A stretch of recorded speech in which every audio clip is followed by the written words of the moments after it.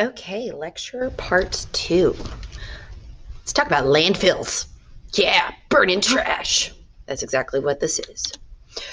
So, let's talk a little bit here about what is a landfill and where do we put municipal solid waste? Well, as we talked about previously, we know that most of it does get discarded. Um, about 53% of it will end up in a landfill of some sort. Only about 12% of it is incinerated or burned. So a landfill is a dump. You take your trash there whenever the trash guys come by and pick up your trash. That's where they end up taking it. Now, there's some basic terminology here that you do need to know. Leachate. It's a nice word, right? So leachate is as wonderful as it sounds. It's not. What leachate is, it's basically the gross, sludgy, liquidy stuff that kind of sinks to the bottom, gets mixed into the soil.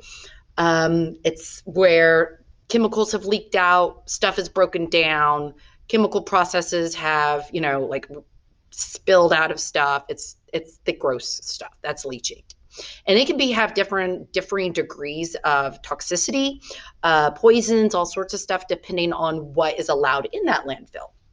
Sanitary landfills are they're definitely much more engineered and then just a dump. They basically, it says here that they are designed to hold MSW with as little contamination to the surrounding environment as possible. And you'll see a picture of what one of these looks like and how it is actually pretty advanced. And then a tipping fee. So if you were to go drive and go dump stuff off at a landfill or a dump or an area that like your municipality allows you to do such for like yard clippings and stuff, you typically pay a fee, and sometimes it's based on like how much your truck weighs going in versus out. So how much the mass is. Sometimes it's volume, but sometimes it's you have like one or two trips per year, as you know, you can go dump stuff off. So here's what a modern sanitary landfill kind of looks like. What you see here is it's a big hole in the ground. Yay, hole in the ground. And what they tend to line it with clay, because clay is very impermeable. If you think back to our soils chapter, clay acts as a great sealant. It does not let moisture through. So it has a hard, and so that leachate cannot really penetrate through that very well. Instead, they integrate a leachate collection system of pipes to collect all that and pipe it away and then treat it at a wastewater treatment plant. Once a sanitary landfill is deemed to be full, or there's no more capacity left, they will cap it. And what they cap it with is lots of soil. They'll cover it in vegetation, and so then over a long period of time, it literally is just, it's like a hill. And since what the contents within down here, since that is still being decomposed over long periods of time, they will put piping to allow methane to kind of be released naturally and not build up too much pressure. And once this occurs over many, many years, they will build on these. They'll build parks and stuff like that on top of these capped old landfills. So how do they choose where to put a landfill? Well, there's all sorts of stuff that goes into this. There's going to be lots of GPS locations. There's all sorts of studies that are done for the geology of the area. There's going to be public hearings because a lot of people are going to be like, I don't want to trash, a dump next to my house. So there's going to be all of this. And then living near a landfill is, some people do consider that a type of environmental injustice. It tends to be towards the parts of town where those that are less economically viable tend to live, so in the poorer parts of town. And this is all this attitude where a lot of people are fighting back and saying, no, I don't want this near my house, is called a not in my backyard influence. And it's also called NIMBY. So this happens with landfill sites, other dumping grounds. It could be just for like yard waste, landscape removal, construction dumping, all that kind of stuff too. So a site may be chosen not because it meets safety criteria, but for other options because simply that there wasn't a lot of pushback. That might be a reason. Sometimes it could be based on some municipalities regulate that it has to be a certain number of miles outside city limits, all sorts of things. So it could be very dependent on the local mandates as well. So landfills are full of trash, right? So no matter how much time and how well engineered these sanitary landfills are, there's always a possibility that you're going to have some kind of contamination issue into the soil or the waterway. So the EPA really thinks that pretty much every landfill has some degree of this occurring or has occurred in the past. And even we cap it off, seal it off, there is always going to be a potential to harm. And we're going to talk about a case study of this called the Love Canal case study, where they exhibited this, they experienced this. So even though it's covered in soil and sand and lots of layers of all of these, organic materials to kind of cap it and cover it, it still is breaking down within there. There's anaerobic decomposition occurring. Methane is produced, carbon dioxide is produced, and so that's why we have to be able to release those from that sealed system. Otherwise, it could, I don't want to say blow up, but you could get percolation issues. So let's move aside from trash heaps and talk about burning trash. So if we were to burn it, then that process is incineration. Some other terms that you need to know regarding this is ash. Ash is what doesn't get burned. Bottom ash is what settles at the bottom of the actual furnace, the main part of the chamber where this stuff is burned. Fly ash is what goes up and out into the atmosphere. What waste to energy is, it's a system in which heat is generated by incineration, and then we can use that heat rather than just pumping it straight out into the atmosphere and making the air hotter. So we would burn something, use that heat that is generated to, say, heat a factory next door, or use that heat to convert it back into electricity. So here's a picture of what a basic incineration plant would look like. Here you have a big truck. Beep, beep, back it up, dump it in, right? And then it all kind of gets pumped into this huge incineration chamber. As everything burns, you're going to have a lot of output, right? That fly ash that comes out, then that tends to go through the they call it a baghouse filter. So it's a bunch of scrubbers and it's a bunch of different filters and stuff like that. And what it does is it helps clean the air before that is then released into the atmosphere. This crane is just dumping coal in order to keep the fire burning. Ash is collected. Sometimes this ash can be used, it can be used to help create organic fertilizers, but not frequently, especially if there's issues with e-waste and concerns that e-waste are involved, or heavy metals or medical equipment, stuff like that. You don't want that in something you're going to use again. So a lot of times ash is it's collected and then gone and dumped into a sanitary landfill or other places.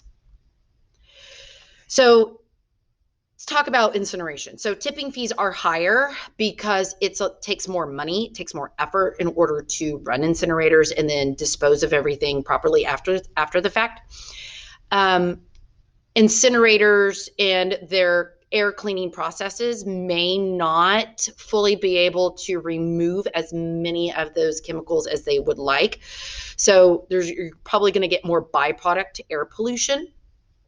Incinerators, that ash that is produced, that does get into the atmosphere, or that is carted off and shipped off and transported, then it's more concentrated. And since it's more concentrated, it tends to be more toxic. And so, as I was saying in the last slide, sometimes if that incinerator is being used to burn specific known more toxic materials, like medical materials, prescription drugs, or things that could contain heavy metals, then they will tend to properly dispose of those permanently later. Okay, so let's talk about that hazardous waste. Hazardous waste is anything that is harmful. It can be deemed harmful to humans. It can be harmful to animals, other materials, ecosystems. So it doesn't matter what state of matter it's in, but if it does have that possibility that it is dangerous, it is going to be considered hazardous. We have very specific collection sites for hazardous waste. And like the city of San Antonio, I had mentioned we have one down off of Culebra Road, kind of by the Northside Activity Center. There's one down there. And so if you have paint, prescription drugs, fluorescent tubes, anything like that, then you can take it there and you tell them what it is, and then they will help properly dispose of it. There is legislation out there to help make sure that we just don't dump hazardous waste wherever we want. And it helps to make sure that it is properly treated before it is permanently disposed of. And this is called the Resource Conservation and Recovery Act, RCRA. And it tracks whenever they produce a product that could possibly contain something that is hazardous, then it makes sure its goal is to try to track it to its end point whenever it's permanently disposed of, and how that is done.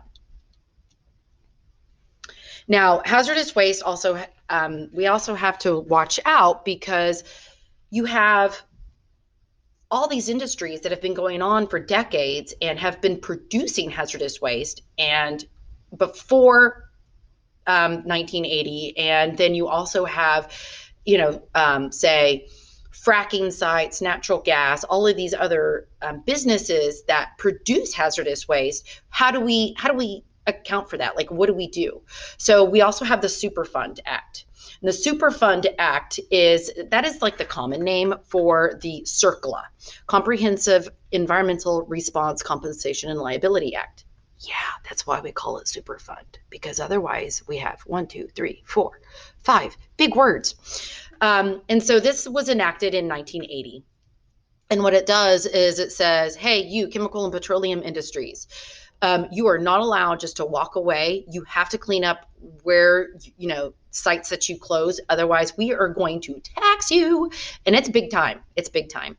If they just walk away and abandon a non-operating site, there is big time issues with that, right? The federal government's going to come in and say, no, this is not okay. You have to clean this up before you can sell it or reuse this land, or just walk away from it.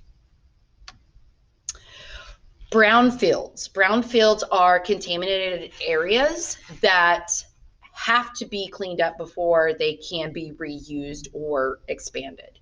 So brownfields, if you've ever driven through areas and you've seen broken down old factories that have just never been cleaned up, and you're like, man, why don't they do something with that?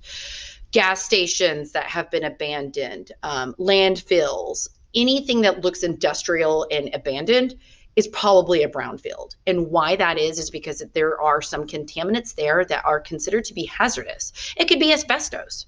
It could be underground oil tanks, gas fuel tanks, something like that.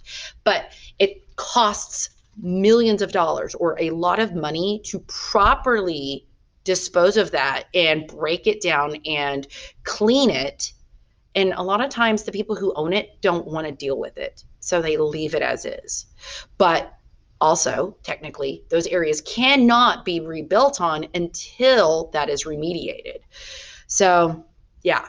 So these brownfields, they're a thing. You've seen them. You may not have known that that's what they are.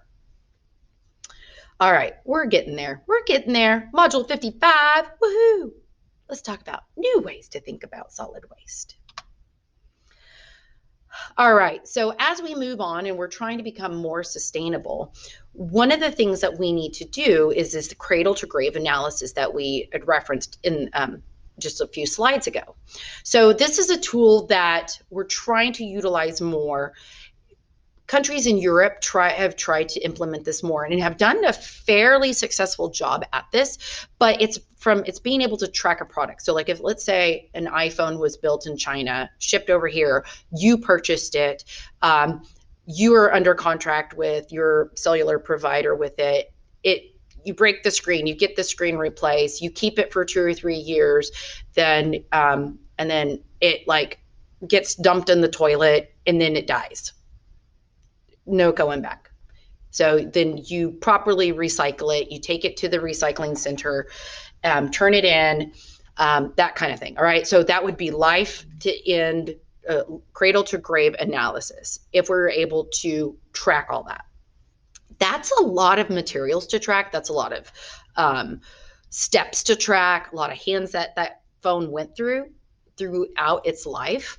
So it's really hard to keep track of, but it's also helpful because then we can also look at how was energy used in the creation of this product, in the transportation of it, how much money could be saved if we changed certain things that we did with all of this. So not only could this possibly be an environmental win, it could also be an economic and energy win as well if we could kind of move more towards this cycle life analysis concept.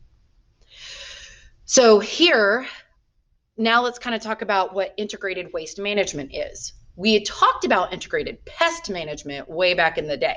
This is integrated waste management. And what this is a way to kind of look at how can we reduce the amount of waste, how can we manage that waste and dispose of it in more efficient and effective ways. So we call this a holistic approach. Holistic just means big picture in this case. So what we do here is we look at, hey, what kind of waste is this? Is this hazardous? Is this not? Could this be broken down, composted, whatever? So they look at it, where is it? And then they try to reduce it, and how could they or more efficiently spend money disposing of it.